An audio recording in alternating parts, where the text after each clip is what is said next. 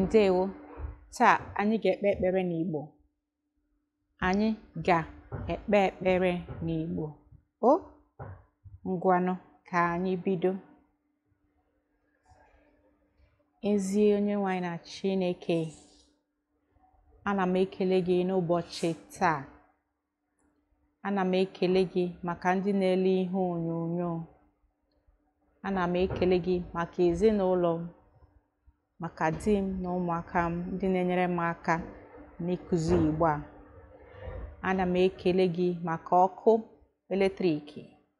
Ana m ekele gị maka ịntanetị. Ana m ekele gị maka nne m na nna m. Ana m ekele gị maka onye ọbụla. Nna sị gị, nna biko nara ekele, nara otito n'aha Jizọs. Amen.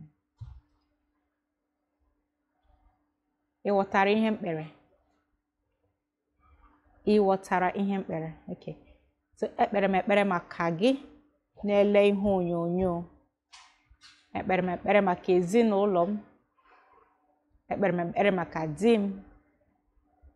Ekpere m ekpere maka ụmụaka m.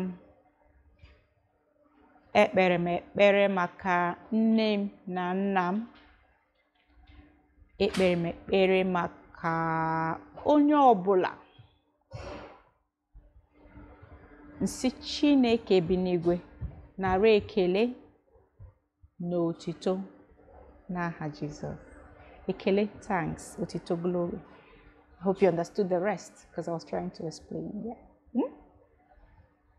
Ka ọ dị, na-asụkwa Igbo.